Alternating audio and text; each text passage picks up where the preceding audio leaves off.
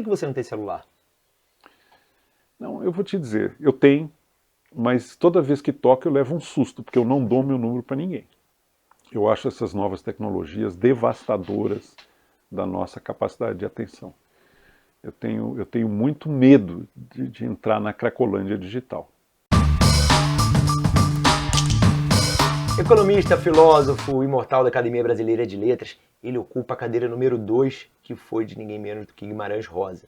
Ele construiu uma carreira que transita entre os números e as humanidades, e é uma pessoa que eu admiro porque consegue trazer um olhar filosófico sobre questões gerais da economia, da política, do meio ambiente, da vida cotidiana. O livro mais recente dele, Imortalidades, se debruça sobre talvez a questão que mais aflige, embora seja mais certa, inescapável de todos nós. Estou tendo o prazer de conhecer hoje, aqui também nesse Papo Amado, Eduardo Gianetti. Tudo bem, Guilherme? Eduardo? Obrigado pela conversa. Obrigado você, eu estou muito animado. Especialmente o que eu tenho prazer de ler o que você escreve, de ouvir o que você fala. Outro dia brinquei com a Lilia Moritz Schwartz quando eu encontrei, estava gravando Gilberto Gil na academia, ela estava lá, aquele dia estavam elegendo o Paulo Henrique Brito, eu falei, estou lendo Imortalidade, e pedi uma entrevista com o Eduardo Gianetti. Aí ela, e aí, o que você está achando? Eu falei, ele tá abrindo janelinhas na minha cabeça. Aí ela riu, ela falou assim, o Eduardo é especialista nisso. E eu acho que é um pouco isso mesmo, você vai abrindo janelas nas nossas cabeças e de uma maneira muito fluida, muito natural. Bom, tem muita pergunta, eu tenho que te lembrar de você se inscrever no Amado Mundo, ativar as notificações. Os primeiros episódios do Papo Amado são um oferecimento da Ambipar, do BR Partners.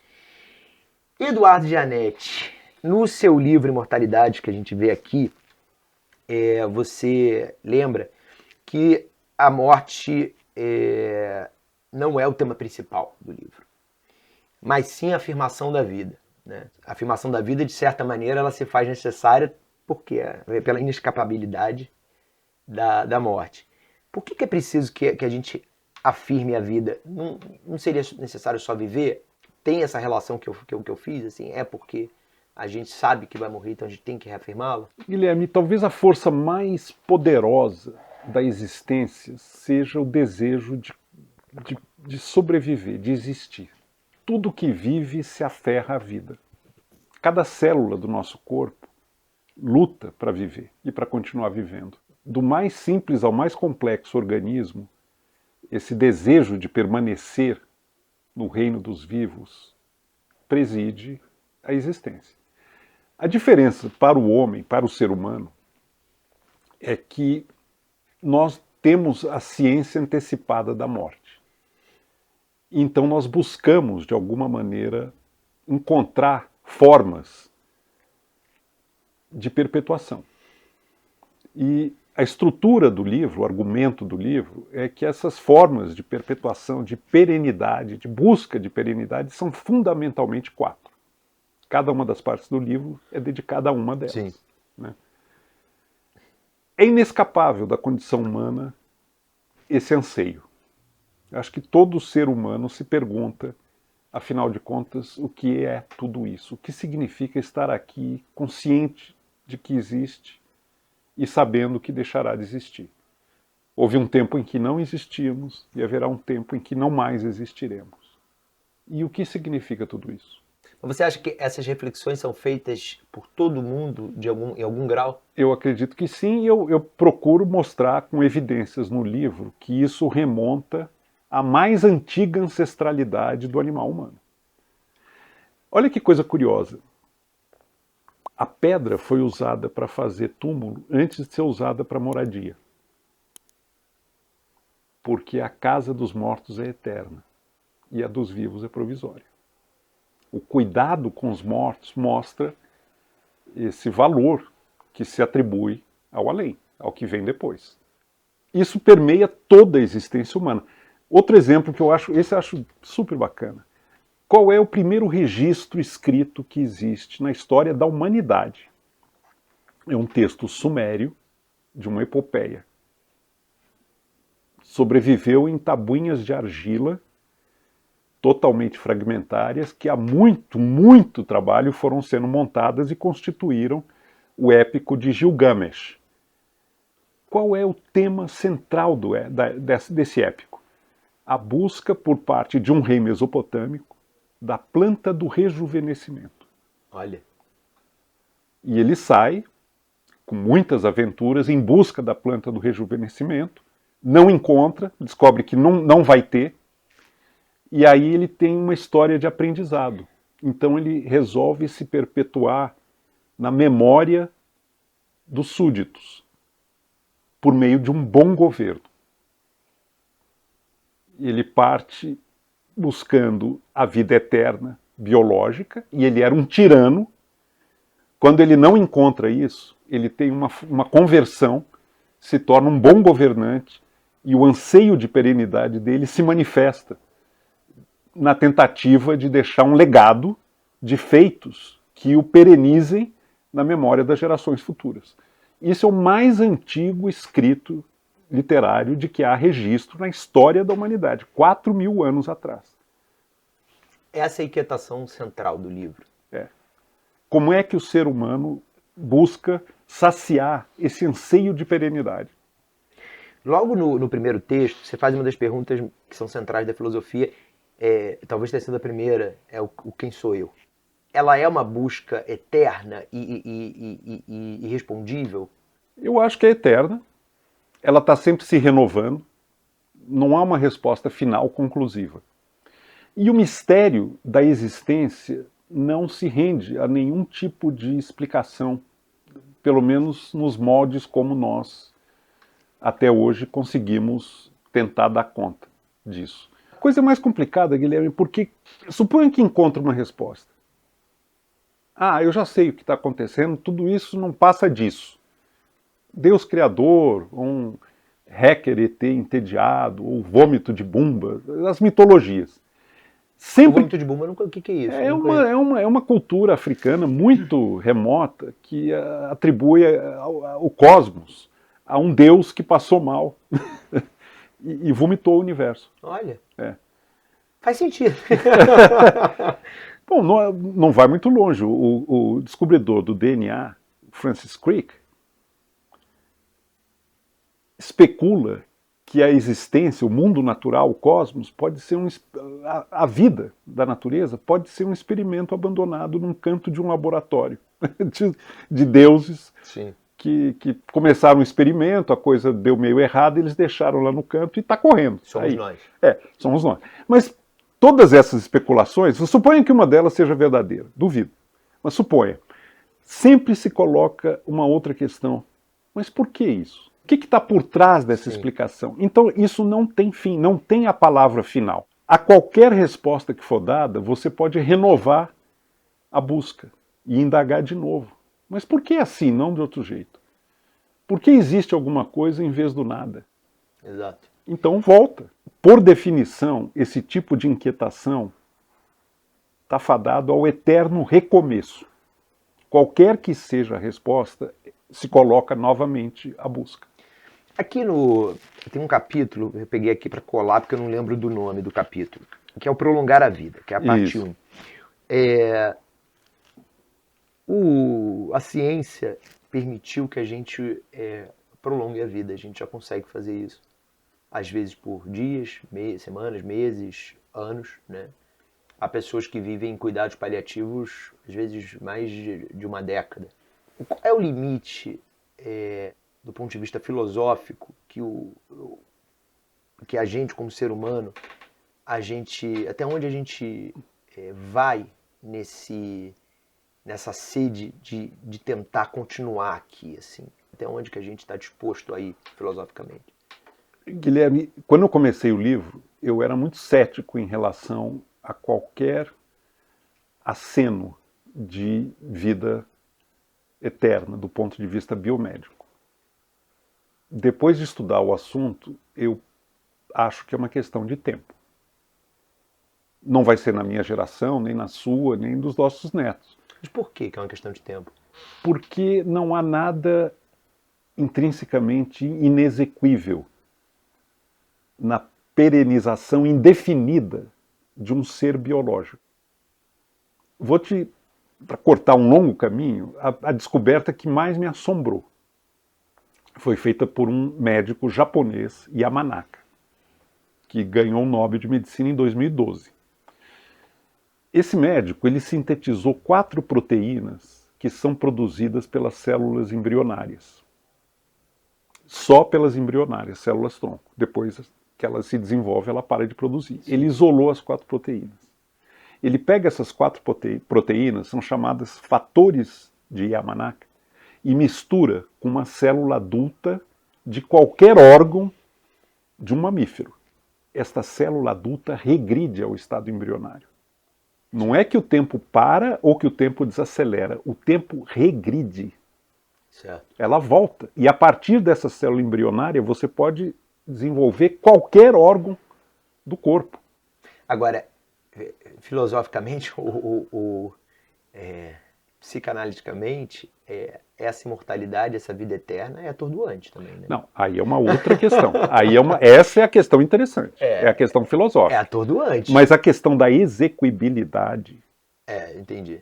Não tá posta. Tá posta, e é uma questão de... Para mim, hoje, é uma questão de tempo. Talvez em centenas ou milhares de anos vai ter essa opção. Aí você levanta o tema que é fundamental. Vale a pena viver para sempre? É uma belíssima discussão e é nela que eu procurei aprofundar. Exato. Dado que eu não sou biomédico, eu não sou biólogo, então... Vale a pena? De novo, eu comecei o livro me considerando um imortabilista. Ou seja, enquanto me for dada a chance, eu quero viver mais um dia. Como tudo que vive, eu também me aferro à vida. Mas isso é um impulso pré-reflexivo. Quando você para pensar, a coisa é muito mais complicada. A primeira questão, quais são os termos da imortalidade? A segunda questão, é só você? São poucos? Ou é a totalidade dos seres humanos? As 3 opções têm problemas seríssimos. Se for só você, você está condenado a uma solidão absurda e provavelmente insuportável.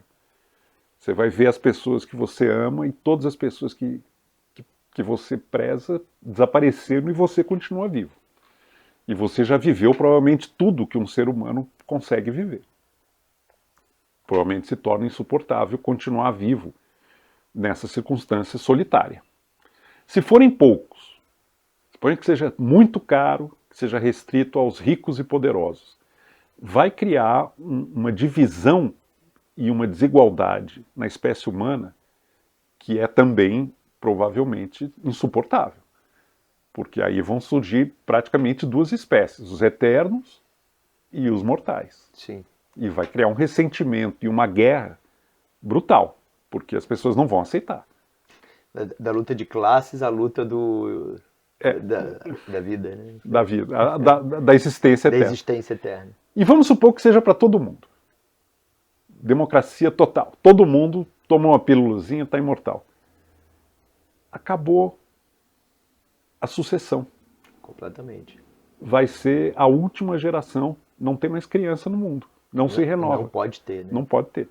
Então os direitos reprodutivos vão ter que ser severa e agudamente cerceados. Claro. Tem problema. O terceiro termo da imortalidade. Tem cláusula de saída? E na imortalidade biomédica, você sempre tem a opção de sair. Porque você pode se jogar do 10º andar de um prédio e você vai morrer. O fato de ter cláusula de saída cria uma coisa curiosa. É como uma pessoa muito ansiosa que tem um ansiolítico no bolso. Ela sabe que tem um ansiolítico no bolso e por isso ela não fica ansiosa. Então, você sabendo que pode sair da vida a hora que lhe aprouver, pode ser que você queira viver sempre mais um dia. Porque tem um lado também que a vida ela é maravilhosa, mas ela cansa. Ela cansa, né? Eu conheço várias pessoas que chegaram a um determinado momento da vida que encheram o saco. E mas isso a não vida... quer dizer que não tenham tido uma vida incrível. Não, mas aí que e que tá, não tenham Guilherme. tido uma vida maravilhosa. Então, mas aí é que tá. A vida cansa, mas ela também se renova.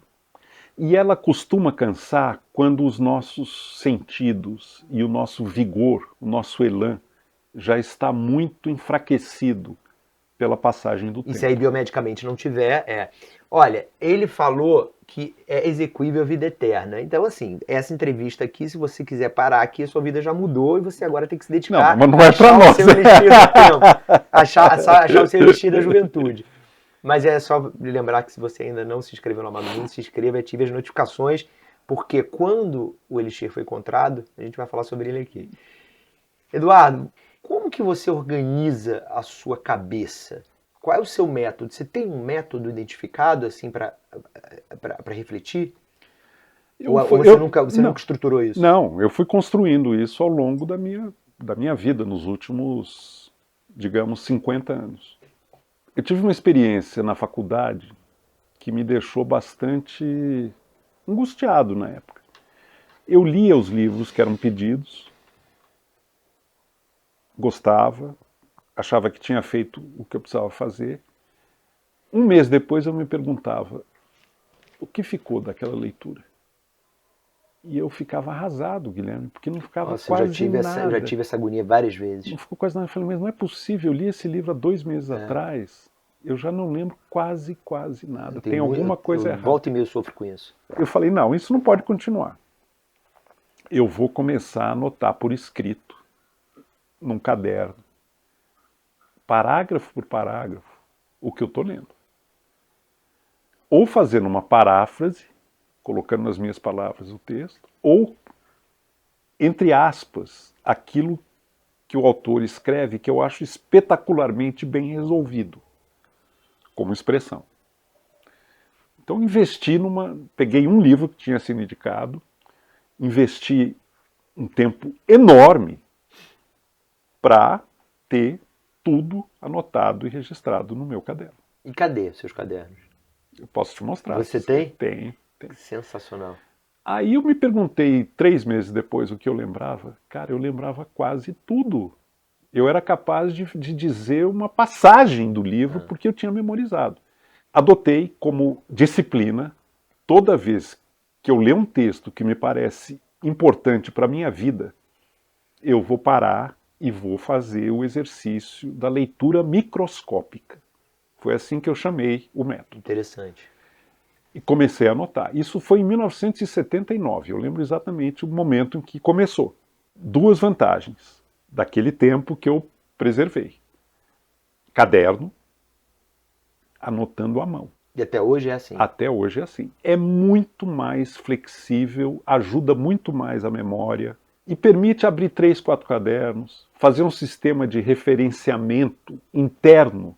A ideia do eterno retorno. Olha, isso aparece lá no Protágoras, depois o Hume, depois o Nietzsche, depois não sei quem. Com 2 números no caderno, eu cerco a ocorrência dessa ideia na história da filosofia. Genial. Por que 2 números? É o número do caderno e o número da página. Que está a referência. Em que está a referência. Então você deve ter um cômodo aqui na tua casa que é o quarto dos cadernos, né? Mas cabe ali? São 60. Não é possível. Mas então você é muito sucinto nas anotações. Não, mas eu vou te abrir um caderno, você vai ver que não é brincadeira, cara. Vou pegar um qualquer aqui. Vê se você acha que é pouco. Depois eu vou te dizer de quando esse caderno. Vamos lá.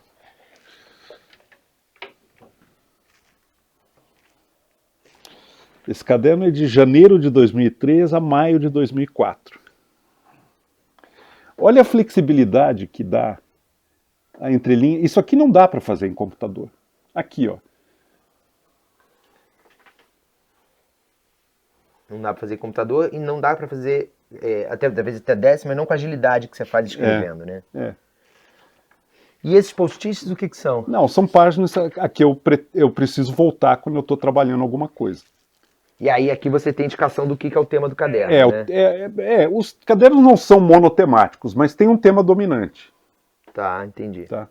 Mas, quer ver? Deixa eu mostrar o sistema de referências cruzadas, porque isso é uma coisa curiosa. Isso aqui quer dizer, volte para a página 47, nós estamos na página 72. Isso aqui ocorreu na página 47, e isso aqui ocorre no caderno 26, na página 45. Tá. Entendi. Então, vai criando uma rede super densa de referências cruzadas. Claro. Então, qual é o método? A grande decisão é qual vai ser o tema. Qual é a pergunta que eu quero fazer? Uma vez feita a pergunta, eu pego os cadernos e faço um arrastão. Porque isso já está no meu radar há muito tempo. E aí aparece um mundo de possibilidades e de caminhos trilháveis para aprofundar esse tema. Sim. Queria falar um pouquinho agora de economia e de política. Qual é o seu principal interesse hoje na política brasileira? O que mais que você olha e fala assim, você olha e te instiga a reflexão? Duas coisas. Aprimoramento da democracia e preservação de uma democracia aprimorada institucionalmente e a redução da desigualdade. O Brasil tem uma desigualdade com a qual nós não podemos conviver porque ela é tóxica de muitas maneiras para a nossa vida cotidiana. Agora, o sistema político brasileiro não se faz representar pela ampla maioria de brasileiros que almejam uma sociedade menos desigual e com mais oportunidades generosas para que cada ser humano possa desenvolver o seu pleno potencial humano. Isso é que é o problema. Nós temos um Estado que arrecada 33% do PIB em impostos, gente. É muito dinheiro, é 1/3 da renda nacional. Metade dos domicílios brasileiros no século XXI não tem coleta de esgoto. É inacreditável que isso tenha se mantido dessa maneira até hoje. A má qualidade do ensino fundamental brasileiro é o equivalente moral da escravidão no século XXI. Exato. Porque é o que mantém as algemas, os ferrões. Os ferrões, Exatamente. E você nega a um ser humano o direito mais elementar de escolher a vida que deseja, tendo instrumentos para persegui-la. A grande polarização que existe no Brasil não é entre bolsonaristas e petistas, você sabe, né? Assim, o que realmente aquece discussões mais acaloradas que existem é entre vocês, economistas. Assim, qual é a origem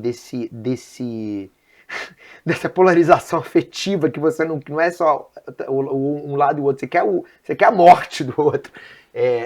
Desenvolvimentistas ortodoxos se odeiam tanto, Guilherme, por quê? Eu vou usar uma resposta aqui, ousar.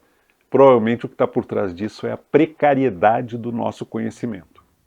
Eu acho também. Ninguém fica exaltado para argumentar que 8 vezes 7 é igual a 56. Você só fica muito exaltado e raivoso quando você está muito inseguro e precisa engrandecer aquilo em que você acredita, usando todos os recursos da retórica, do entusiasmo e da raiva, eventualmente. Agora, o paradoxo inescapável é que o economista que deveria ser o guardião da racionalidade, claro, se torna uma criança de jardim da infância, no embate. É infantil, é isso. É infantil, de lado a lado, né? Então, eu acho que um primeiro passo para sair disso é se distanciar e lembrar sempre que o que está sendo discutido não é a sua competência, a sua integridade, é a ideia, a solução que você está apresentando para um problema. Porque aqui no Brasil, e não é só com o economista não, rapidamente uma controvérsia descamba para um questionamento integral do outro. Da existência do outro. Da existência e da integridade e da competência do outro. Não pode. Todo mundo faz coisas boas, coisas que não são tão boas e coisas desastradas.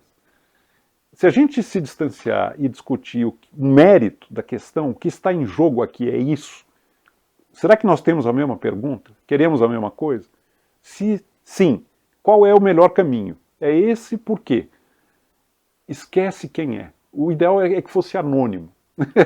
Eu sonho com um mundo em que ideias possam ser debatidas sob a mais rigorosa cláusula de anonimato. Eduardo, ano que vem, eleição, a gente vai ter, muito provavelmente, a gente vai ter mais uma vez o Lula como candidato. num país que é esse aí que você falou, o que você percebe que, de uma maneira geral, que vai ser o tom desse debate eleitoral no ano que vem? O que você está pressentindo? Eu torço, francamente, Guilherme, para que o Brasil vire a página de Lula versus Bolsonaro, para que nenhum dos dois apareça na cédula. Eu acho que vai ser um grande alívio e vai nos dar uma chance de superar. Você votou no Lula na última? Votei. Votou? Não, em Bolsonaro eu não voto em nenhuma circunstância. Em nenhuma circunstância. E dificilmente votarei em alguém que acredita em Bolsonaro. Dificilmente não. Eu acho que eu não voto em alguém que se aproxime, ainda que, assim, com alguma restrição, mas que endosse. Mudando o nome, ontem foi Bolsonaro, amanhã pode ser outro. Às vezes eu acho que tem um Brasil que é muito mais parecido com o que é o Bolsonaro, o que as pessoas que votaram nele acreditam, do que a gente quer enxergar. Isso não te atordoa, Eu não? acho, Guilherme, olhando assim com muita serenidade, é natural que em qualquer democracia existam candidatos mais à direita que priorizem questões ligadas à ordem, É à natural, claro. segurança, candidatos de centro que procuram equilibrar demandas e candidatos à esquerda que sejam mais preocupados com a desigualdade, com as faltas de oportunidade e tudo mais. Acho natural. O que não pode, e o que a gente tem que evitar, é essa polarização raivosa em que só fica possível existir politicamente quem está no extremo. Queria, para a gente encaminhar para o fim, eu queria te perguntar, uma pergunta que eu gosto muito de fazer para todo entrevistado. Quem foram seus pais? Mineiros, Como se chamavam? Justo, Pinheiro da Fonseca, Justo? Justo. Que nome? E fazia É o nome de justiça. pai de filósofo. Fazia justiça ao nome. Fazia? E Ione Genete Fonseca, meu pai. Isso é uma coisa que eu descobri recentemente que me deixou, vou confessar, orgulhoso. O avô do meu pai, João Pinheiro, é filho de uma ex-escrava, Olha. Carolina Augusta de Moraes. Provavelmente descendente da Chica da Silva, em Diadema. Nossa, Então, que bonito. eu fiquei muito feliz de saber que eu tenho essa ascendência de um Brasil profundo e forte. Né? A minha mãe é filho de imigrante italiano, era uma europeia, e que lutou muito para se estabelecer e se construir como uma mulher autônoma, independente, num mundo extremamente patriarcal. Pra você ter uma ideia, eu conto isso até no livro. Quando ela quis ser psicanalizada, a primeira reação do meu pai foi: o seu psicanalista sou eu. E ela, por muito pouco, eles não se separaram numa época em que a separação era um melodrama. Mas ela resistiu, ela fez psicanálise, ele teve que aceitar, e ela se tornou psicanalista. E constituiu um caminho de autonomia. Minha mãe tinha um sonho, desde jovem, de escrever poesia, ser uma poeta. Fez curso de letras, era uma leitora muito apaixonada e que transmitiu para os filhos o amor pela literatura. E ela resolveu escrever um livro de poesia. O meu pai não deixava ela comprar uma máquina de escrever. Ela foi escondida numa loja de departamento, o MAP, comprou uma máquina de escrever, uma máquina de datilografia, abrindo um crediário, porque ela não tinha dinheiro para pagar. E escreveu o livro, e publicou. E é ótimo, a fala e a forma. Foi o primeiro livro de poesia dela. Então ela, dentro de um mundo patriarcal da velha família mineira, ela abriu um caminho admirável de identidade, de expressão, lutando contra situações que, para uma pessoa mais frágil, seriam intransponíveis. Ela virou escritora e psicanalista. Muito bom. Por que você não tem celular? Não, eu vou te dizer, eu tenho, mas toda vez que toco eu levo um susto, porque eu não dou meu número para ninguém. É só para pessoas que realmente Precisem falar com precisem você. falar comigo. Porque eu luto, é uma trincheira, é um corpo a corpo, para preservar a minha capacidade de foco e de atenção no dia a dia. Eu acho essas novas tecnologias devastadoras da nossa capacidade de atenção. Eu tenho muito medo de entrar na cracolândia digital e ficar completamente dispersivo e sujeito a estímulos baratos, intermitentes a todo momento. Mas é um corpo a corpo, cara. Todo dia enfrenta-se. Eu não vi televisão. Você tem televisão? Eu tenho. Tem. Tenho lá dentro. Essa coisa da dieta, da informação, né? Da forma que... E da atenção. Eu inclusive aproveito aqui o gancho, assim, não fique só no YouTube, tá? Por favor. Ou se ficar, fique só no Amado Mundo e volta pro livro. Vai viver, vai dançar, vai comer uma comida gostosa, conversar. Esse termo cracolândia digital eu acho perfeito. Drogas funcionam um pouco dessa maneira, né? Você está sempre craving a próxima dose. Você quer mais, você quer mais, você quer mais. Essas tecnologias têm uma característica que é um pouco isso, são pequenas recompensas fáceis, sempre ao seu alcance. E toda vez que você aperta o botãozinho, você tem uma gratificaçãozinha.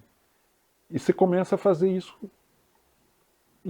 incontinente. É gamificado para incontinente, é para isso. Você, para né, um pequeno estímulo fácil ao seu alcance e que vai dominando a sua atenção. E você quer. Você acorda de manhã, você quer. Antes de dormir, você quer.